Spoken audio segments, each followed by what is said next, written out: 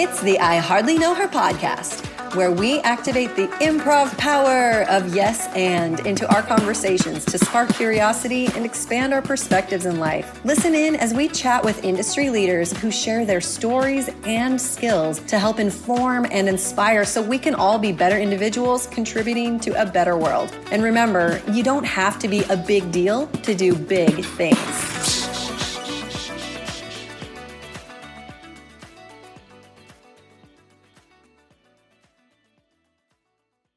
Hey everyone, welcome back to another episode of the I Hardly Know Her podcast. So happy to have you here. I'm kind of excited today in a different way because I have a guest today who I saw speak at a mastermind group that I was part of and was immediately drawn in by her energy and her stories and her enthusiasm for the work that she does. And so we're going to roll right into it. I have Steph Wigner. She is a chiropractor and now is someone who coaches people to become the wealthiest, most efficient practitioners that they can. And she does a lot of things that I just really admire in the business space, juggling mom life and all those things. So she's someone I look up to, and I can't wait for you guys to hear a little bit from her and learn something. So welcome to the stage, Steph. It's so nice to have you here. Thank you so much for having me. I'm so excited. I have to admit, chiropractor, the space of what? How do you say it? Chiropractic? No, chiropractic. I'm like, what's the right word I'm going for? My mom actually worked for a chiropractic office when I was really young, and I loved visiting. And maybe it's because I have scoliosis, and I loved like the feeling of my body being stretched and like feeling like I was able to move better. Anyway, so I've been a fan of it ever since I was really super young. And anyway, that's just like a little side note, but yeah, what drew you into like when you got into like, okay, I'm going to choose a career? What was your journey into becoming a chiropractor? I always knew I wanted to be some kind of doctor, even from a young age. And I really the way that I was raised, my mom was always kind of holistic by nature. Looking back, I never really realized it, but we were never on a ton of medications. I would feel like I was deathly dying and she'd be like, you need water and sleep. And I'd be like, what? Like, no, give me something else. Like, are you kidding me? And she would just be like, shake it off. You're fine. And so she was just kind of always like, that free-spirited parent that just knew that I was always going to be okay. And I didn't realize it at the time, but that's really a holistic way of looking at it. Like, your body takes care of itself. Your body knows what it's doing. Your body heals from the inside out. And so through a series of events of going to undergrad, thinking I was going to become a pharmacist at the time, completely different. And then really having a life-changing experience where my grandfather, who I'm very close to, he fell ill and we took him to a chiropractor, a PT. He was like, had 2 weeks to live. And after we got him moving and feeling better and a proper diet, he still lived 6 years after that. And so it opened my eyes to, wow, this is really powerful. When you take care of the body, it does what it needs to do. Yeah. I went to school right shortly after that. I applied and I was like, I don't really know what chiropractic is. I didn't grow up getting adjusted. And I was like, if I don't like it, I'm out the money for one semester. And then literally like within 2 weeks, I was like, oh my God, this is what I was always destined to do. I love it.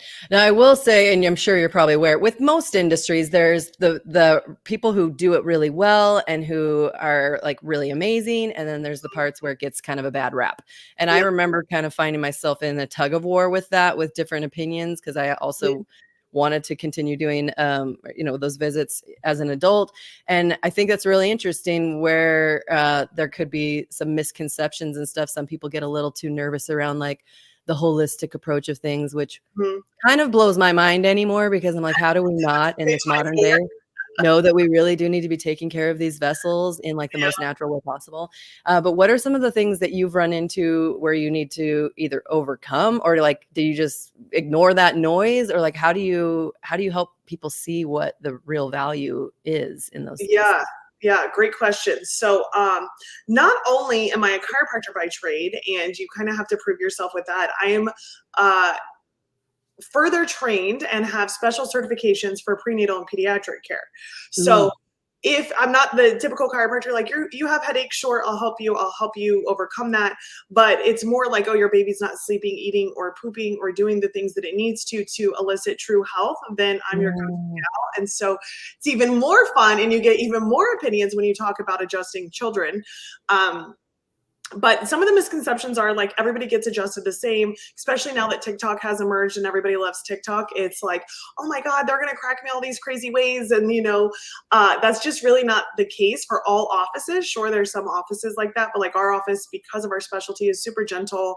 And there's over 200 techniques in chiropractic. So for you, somebody who has scoliosis, like dependent upon what you have going on, a certain technique you might respond to better than others. And I don't think people realize that. Like you can kind of customize your care based on what you're comfortable with. So often we'll get people who have never been to a chiropractor before. That's my favorite patient, because I'm like, girl, I'm about to change your life. You have no idea what you've been missing. Right. Also, it's like, hey, I love being somebody's first experience because I know they're in good hands and they're going to leave, they're going to feel better. And we can start off super gentle and increase intensity as we need to. But yeah, I mean, there's definitely like you want to talk about overcoming hate. Like, I get that you're not a real doctor, even though we go to school for 8 years, just like medical doctors do. I get, like you're a quack, all of these things. And it's like, you definitely have to have tough skin, but I've always been a rebel. Like I've always done, if you tell me I'm probably going to do the opposite. And it's funny because my husband's a chiropractor and he's me like on crack. He is exponentially like not a rule follower. And so it's really funny. We're like, of course we chose this profession. Like it just gets a little bit more, you just have to have thick skin in order to feel confident to put yourself out there. Yeah. Did you guys meet in chiropractic? You did? Oh, cool. I only recently, like in the last several years, heard about pediatric and like for infants even doing chiropractic work on them. And I was like, oh my gosh, how did this not already? It immediately made sense to me. And I lucked out. I have a bunch of kids, but one of them was like categorized as colicky and had a harder time sleeping than the other ones did. And I feel like, oh crap, I wish I would have known about that when she was a baby, because it totally makes sense that they could benefit from that. So you picked that specialty. Like what are the advantages? How does that change for kids that get that at a young age? I mean, for the rest of their life. Yeah. Okay. Yeah. I'm like, I don't have all the research, but I have the research within my own clinic, and we've been operating for 8 years. We've always been specialized in pediatrics. And so we're able to take care of children that come in newly born, like their moms got adjusted during pregnancy. They come in, they're seen for years. And then we also get the opportunity to take care of children who are maybe already struggling either with their health. They get chronically ill, chronically sick. They have food allergies. They're not able to eat things. Maybe they're not hitting their milestones when it's time to sit, crawl, and walk. And so we have a wide variety of patients that we care for, and we become the trusted go-to source. And in doing so, it is amazing the comparison of children who come to us from birth versus the children who maybe are already struggling a little bit before they get to us. And the children who are just since birth, they get sick less frequently, they sleep better, they tend to be able to adapt to stress better. And so of chiropractic is like, the saying now has really emerged, like having a regulated nervous system is the ultimate flex. Well, that's literally what chiropractic does, is it regulates your nervous system. Your spine houses all of your nerves. And so if you are having any amount of stress or pressure on those nerves, it's going to affect the rest of your nervous system. And for children, it's like this has a really amazing positive response because they don't have the chemical stress that we have. Like they're not eating junk food, and they don't have the emotional stress, hopefully, that we have of like building businesses and running these empires, right? Like a child doesn't have that. And so the only stressor they really have is physical stress. And when you remove that stress, they respond amazingly.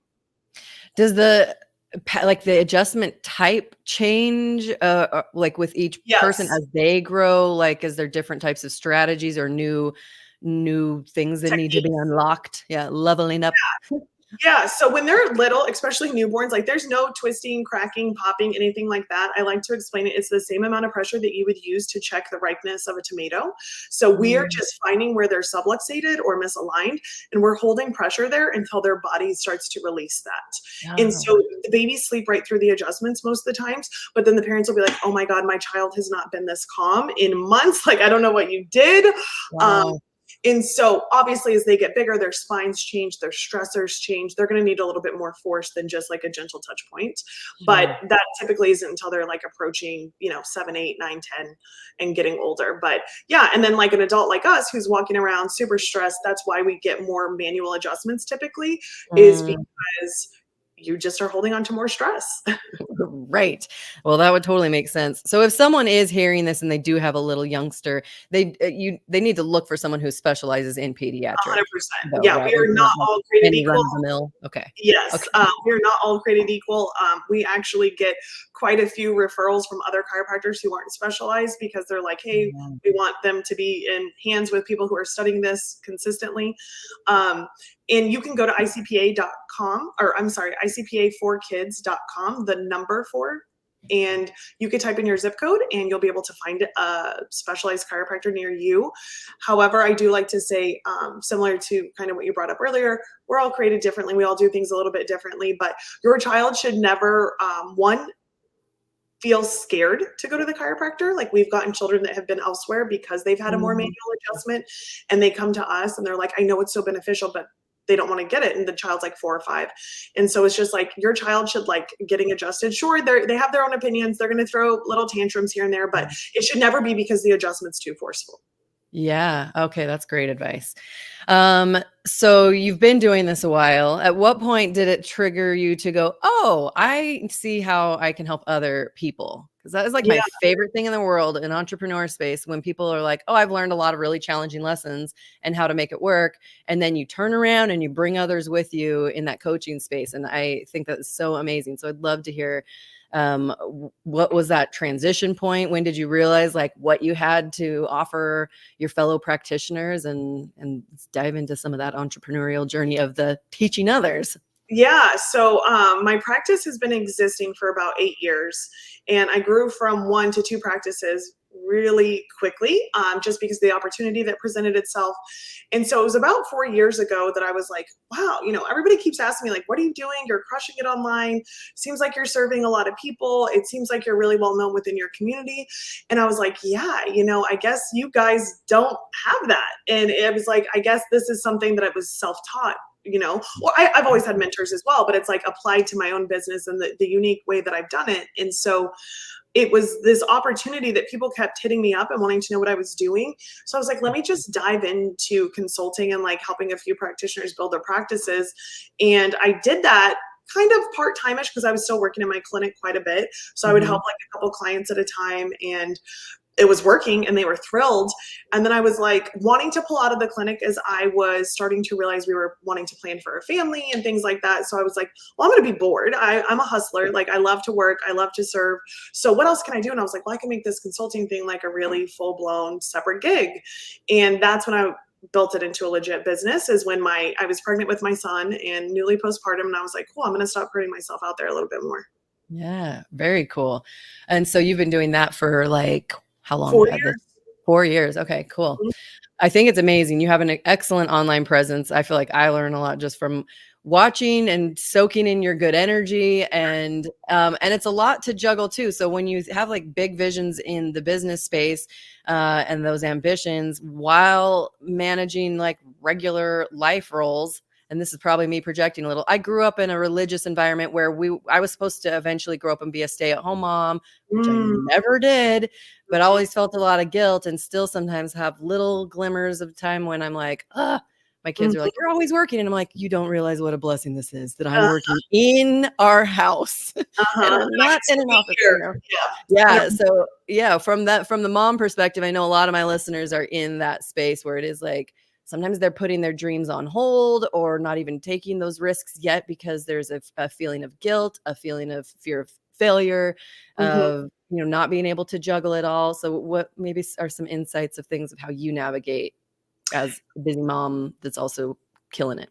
Yeah, point blank, I know I would be a way worse mom if I didn't spend my days doing things that I was extremely passionate about. So similar, I could, I said on my podcast the other day, I was like, yeah, I really thought I was going to be a mom that homeschooled until I had a child. And I was like, yep, nope, not homeschooling. And he's only 2.5. And who knows when he's like 5 or 6, maybe my perspective will change, but you have a lot of ideas about motherhood until you actually get in it. And I only have one child, hopefully that'll grow in the years to come. But I really feel like I'm a better mom because I get to spend my time in work and doing something meaningful and making a big difference in other lives. And a lot of the work I do, as you mentioned, is about helping people make more money in their practices. And I get so excited when I think about the impact that's going to have on that practitioner's children. A lot of what I do is motivated by helping them leave a legacy for their children and for their families that come after them. And so, when it comes to juggling motherhood and what, all the businesses that I have as well, like I definitely have those days where I'm like, man, recently our son is 2.5. So we're really trying to limit screen time and just make sure that we're as present with him as possible over the weekends. And my husband, also an entrepreneur, Monday morning rolled around and we were like, we were amazing parents this week, and 10 out of 10, give us the gold stars. We were absolutely shit entrepreneurs. And it was like, now it's time to hustle. We got to go. It's Monday morning. It's time to pick it up. And so I think just knowing that balance really doesn't exist, and that if you can find a harmony that you enjoy and that fills you up, and like you're dedicating this aspect of yourself to your work and you're dedicating this aspect of yourself to your family, there's days where it's not going to be in complete balance. You're going to spend more time working versus with your children. And then there's other days where you're more time with your family than working, and it all evens out. Yeah. Do you guys actually talk out loud about it a lot though? I mean, when you just, yeah, I was like, okay, I think there's really an important thing there, because too often I think people don't say it out loud, and we have our own internal dialogue. And then I think there's a ton of power in talking to ourselves or to our partners or our people, like helping them see what journey we're on. And I actually happen to be listening to, are you familiar with John Acuff? He's got several books out, but I'm reading listening to one of his books right now that is called Soundtracks. And it's about like the soundtracks of our brains and also how we should be speaking things into existence, and just watching all of those different things, which I've been a long proponent of. And then just listening to it again to have that reinforcement. But hearing you say it like verbatim, like too many people bottle stuff up, and it makes all the difference, right? How much more quickly can you realign and go, okay, here's the thing that needs to be focused on next. And freaking kudos on you for saying like the celebratory things too out loud. We were amazing parents. We did the thing. And like, I don't feel like I hear people doing that. Like hardly ever. No, I love the self-reflection aspect, because also in the same breath of that, like we had to be honest about where we were dropping the ball with our son. And it's like, we're using, and the thing about us too, I think if you're in entrepreneurship and you are being a parent, you just have to hold yourself to a higher set of standards than the average person. And if you want to bear that responsibility, great. You should be a parent and join entrepreneurship. If you don't, maybe it's good to just have seasons of different things during your life. But for me, I have a high standard for myself as a mother, and I have a high standard for myself as an entrepreneur. And I had to get really honest that in the name of being busy or working, that my son was getting too much screen time. It just was like, he doesn't need to have the TV on every single day. He needs more interaction from us in the evenings, instead of being like, oh, let's put on this quick 20-minute show so we can answer emails, And so in the aspect of realizing where we were dropping the ball or not living up to the standard that we had set for ourselves as parents, we were like, cool, here's where we need to improve. But also we're fully understanding that we're going to be sacrificing some of the hustle for the businesses during this period of time. And that's a sacrifice we're happy to make. Oh, I love it. Yeah. And I agree. My kids are different ages now. I started my business while I also worked at a full-time corporate job and was starting to have babies. But now I've got kids that are 16, 11, 9, and 7, but they've kind of always seen these different seasons. And what's interesting too, and maybe this will be something for you to look forward to, is as the dialogue exchange happens, they start holding me accountable too. When I do voice those different things, and when I call them out on screen time, it's followed up usually with like, well, you're on the screen all day. And so then we talk about the differences of things. And then it really actually helps hold me accountable to not being like doom scrolling and doing all the different things as often, or catching myself more quickly when I'm out of alignment. And man, I think it's kind of a cool thing to start including my kids in things. I drag them to different events I put on, although they wouldn't call it dragging it. Like they want to come to, I put my own daughter on stage at a leadership summit I put on, and she wanted to talk about leadership and I all these love different that. things. They are like, oh, they're like learning what it all means and that they have choice for how they want to build their life. And so, yeah, I'm That excited for you to that have is that keep on huge. Like going. yeah, that's huge. That's one thing that is super important for us to teach our son from a young age is like your thoughts and actions and behaviors dictate your reality. And so if you don't like what's happening, you get the choice to change it.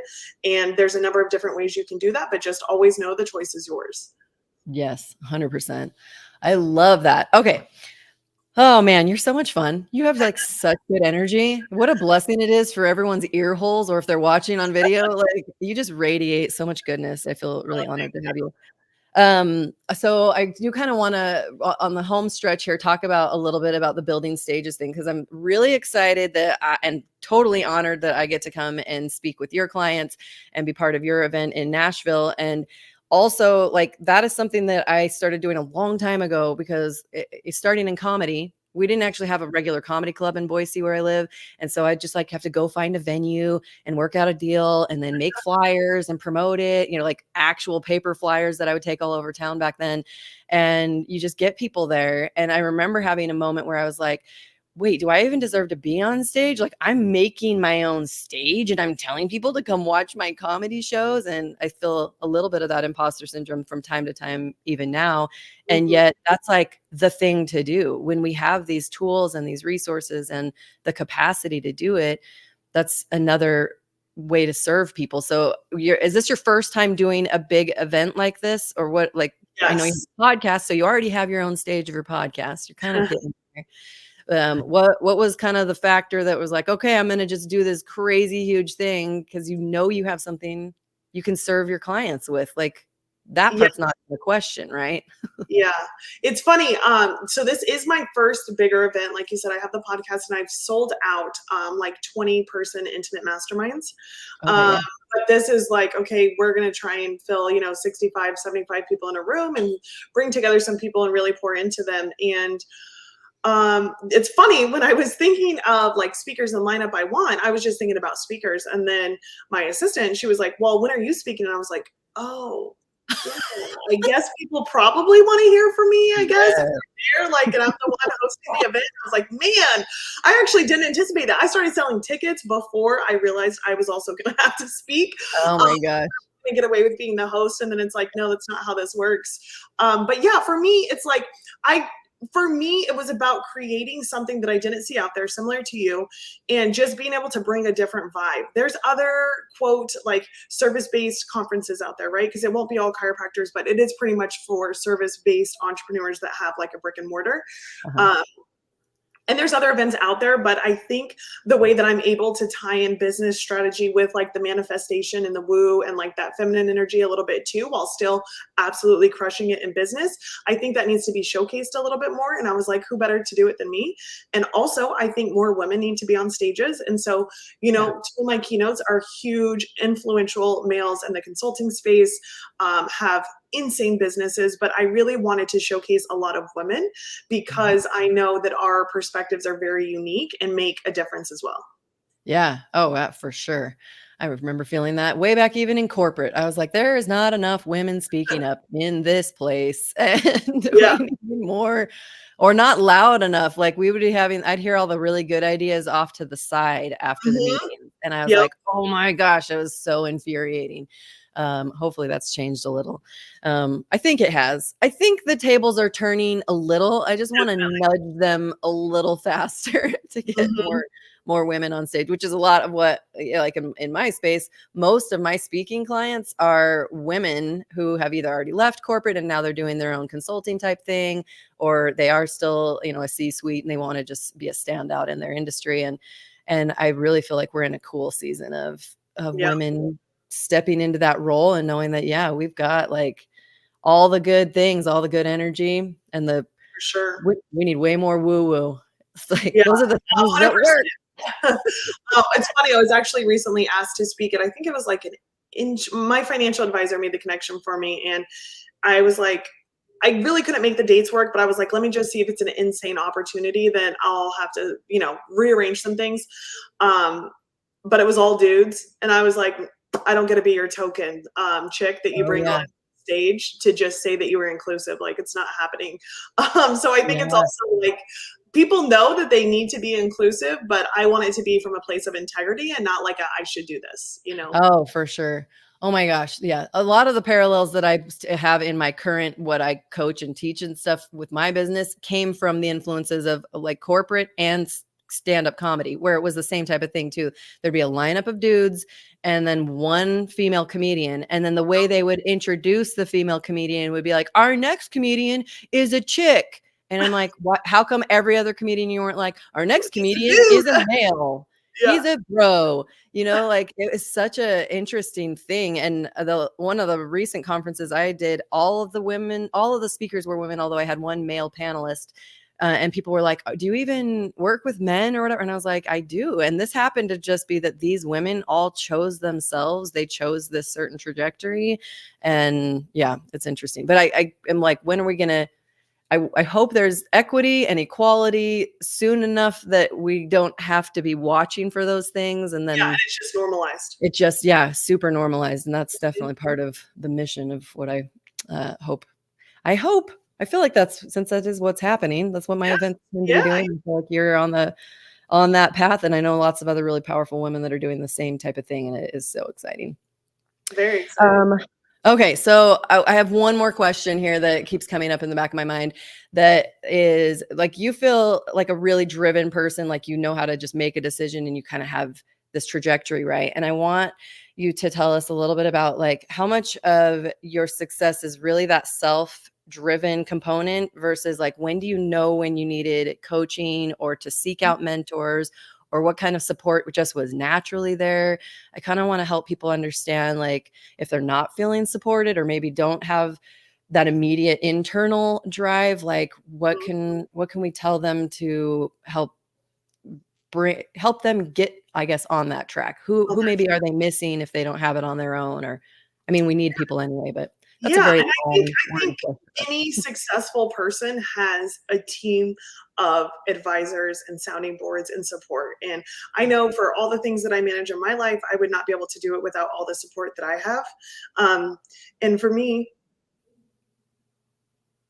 it is really about my husband is super supportive, but I have always had coaches because it's not only because I'm looking for that guidance and somebody who's 4 or 5 steps ahead, it's because I want to accelerate my trajectory. So could I learn how to be a consultant on my own, watch YouTube, listen to podcasts? Sure. Am I going to build a business as quickly as possible with my unique talents if I don't have guidance for somebody who's already done it? Then probably not. And so I think that goes for anything, really seeking that support outside of yourself and be willing to invest in yourself and know that you're worth it to be able to accelerate your path. And as a mom who's juggling a lot of things and I have other callings in life, not just work, I want to, when I am working, make sure that I can be as impactful with this work that I'm doing. And I've always been able to accelerate that by working with other mentors.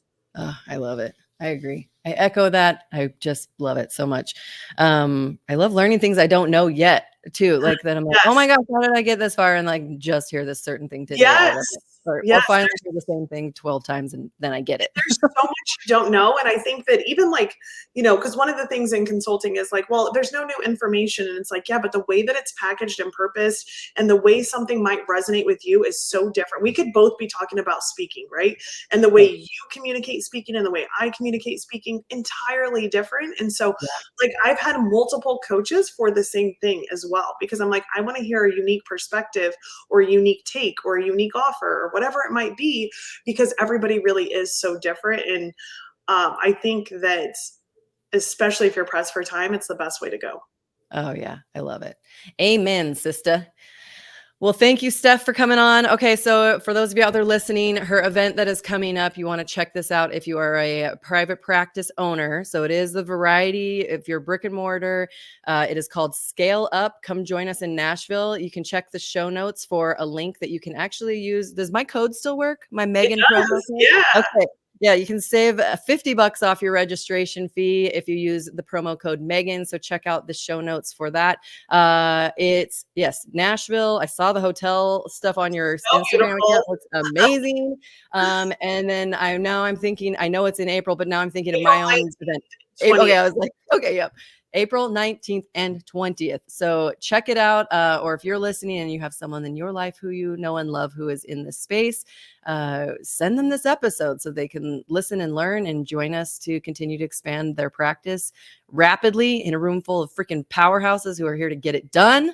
Absolutely. And thanks for coming and bringing some insights and joining me on the podcast today, Steph. I appreciate it. Yes. Thank you so much for having me.